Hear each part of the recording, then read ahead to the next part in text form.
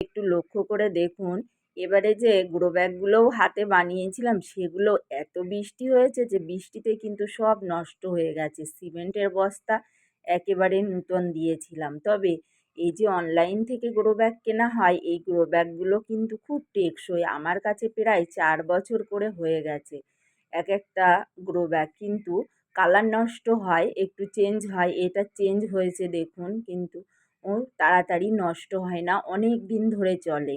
তাই এই গ্রো ব্যাগগুলো কিন্তু খুবই সহজ।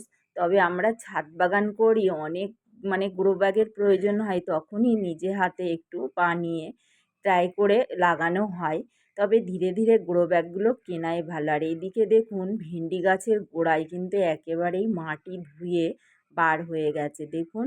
একেবারেই এই যে উচ্ছে গাছটা আছে দেখতেই পাচ্ছেন। তবে এরকম হলে অবশ্যই গাছের গোড়ায় কিন্তু একটু শুকনো মাটি দিয়ে দেবেন। আর যদি আপনার গোবর সার, ডিমের খোসা, মাটি সব কিছু মেশানো থাকে তাহলে সেটা শুকনো থাকে তা দিতেই পারেন, কোনো অসুবিধা নেই। এই যে আমার একটু মেশানো ছিল তাই আমি দিয়ে দিচ্ছি। এখানে ফিরোডান, ফাঙ্গিসাইড আর ডিমের খোসা, গোবর সার আর মাটি, এই কটা জিনিস মিশিয়ে আমি রেখে দিয়েছিলাম।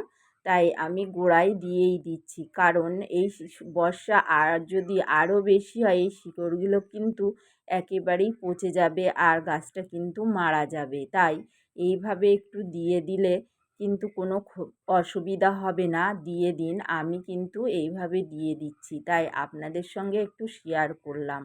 আর এখানে তো প্রচুর উচ্ছে গাছও হয়েছে, উচ্ছেও আছে। আর বৃষ্টি যে এত হচ্ছে এবারে, আর বন্ধুরা খুবই প্রচুর বৃষ্টি হচ্ছে।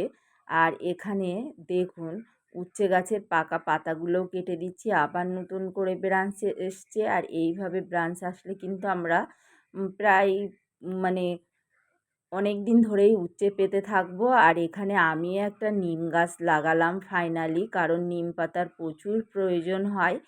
তো বন্ধুরা, আমি যে ভিডিও বানাই এরকম ভিডিও যদি আপনাদের পছন্দ হয় অবশ্যই কমেন্ট করে